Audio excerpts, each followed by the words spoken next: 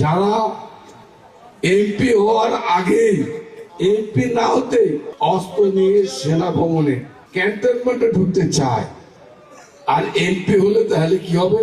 এদেশের সেনাবাহিনী বাংলাদেশের দেশপ্রেমিক সেনাবাহিনী। এই সেনাবাহিনী বাংলাদেশের জনগণের কষ্টের সময় যখনই সংকট হয়, এই সেনাবাহিনী বাংলাদেশের মানুষের পাশে আসে দাঁড়ায়।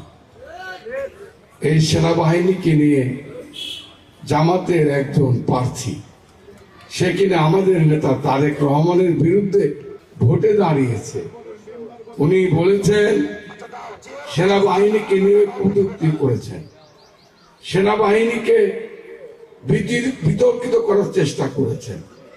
প্রিয় ভাই আমার, আমি আপনাদের মাধ্যমে বলতে চাই, সেনাবাহিনী এই গত সম্প্রতি যা কিছু করছেন বাংলাদেশের মানুষের জন্য করছেন, যা কিছু করছেন বাংলাদেশের মানুষের শান্তির জন্য করছেন। আপনারা জানেন একজন পাবলিক কখনো অস্ত্র নিয়ে ক্যান্টনমেন্টে ঢুকতে পারে না। ক্যান্টনমেন্টের মধ্যে কোন রকমের বৈধ হোক অবৈধ হোক কোন অস্ত্র কেউ বহন করে নিয়ে যেতে পারে না, হয়তোবা সেটাই আইন বলে। সেই কারণে সেই প্রার্থীকে সেনাবাহিনীর অফিসার বা যারা গেটে পাহারা দেয় তারা বাধা দিয়েছে। এটাকে কেন্দ্র করে সে সেনাবাহিনীকে বিতর্কিত করার চেষ্টা করেছে।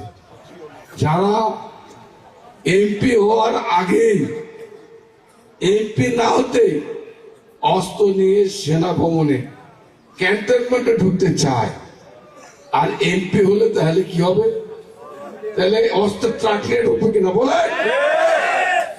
প্রিয় ভাইয়ের আমার, তাই আমরা হুঁশিয়ার করে বলে দিতে চাই, এই 12 তারিখে নির্বাচনকে নিয়ে সেনাবাহিনীকে নিয়ে যারা